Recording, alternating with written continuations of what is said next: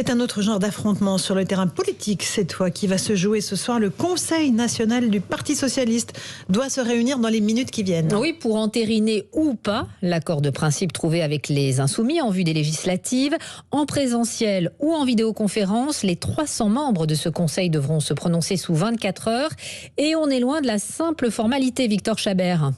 Oui, et les cadres qui arrivent ici devant le siège du PS à Ivry ont la mine grave pour la plupart. Ils arrivent au compte-gouttes. Peu de communication pour l'instant, si ce n'est Hélène Geoffroy, il y a quelques secondes, l'opposante d'Olivier Faure au dernier congrès, en désaccord avec l'union proposée, qui vient de dire, je cite, que ce Conseil national serait un combat. Ce soir, c'est un vote crucial pour l'avenir du Parti socialiste et l'issue du scrutin est incertaine. Tout au long de la journée, diverses oppositions internes se sont fait entendre. Carole Delga, la très puissante présidente de la région Occitanie, s'est fendue d'un communiqué assassin annonçant qu'elle voterait contre cet accord. Elle dit qu'il ne correspond pas à ses valeurs, qu'il s'agit d'une union de façade. Anne Hidalgo a ouvertement critiqué ce projet d'union, expliquant qu'il ne respectait pas les personnes ni les élus implantés dans les territoires, mais qu'elle ne s'y opposerait pas.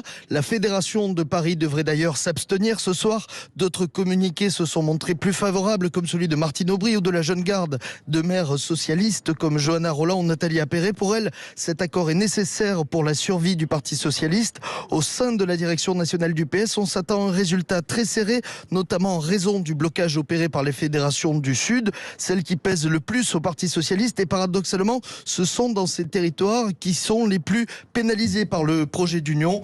Dans certains départements qui sont des bastions socialistes, la colère est grande. Des élus avec qui j'ai échangé sont vent debout dans l'Hérault ou le Tarn, le département de Jean Jaurès. Ils n'ont aucune circonscription réservée. Le PS est totalement rayé de la carte au profit des écologistes et des insoumis. Ce qui est certain à ce stade, c'est que même si cet accord est voté, il y aura des dissidences. Victor Chabert en direct du siège du PS à Ivry. Vous parliez d'élus vent debout. Frédéric Cuvillier est le maire socialiste de Boulogne-sur-Mer. Il fait partie du Conseil national qui va devoir se prononcer. Pour lui, pas de doute, ce sera non. Cet accord n'est pas souhaitable en l'état. Il faut respecter à la fois les électeurs, les territoires.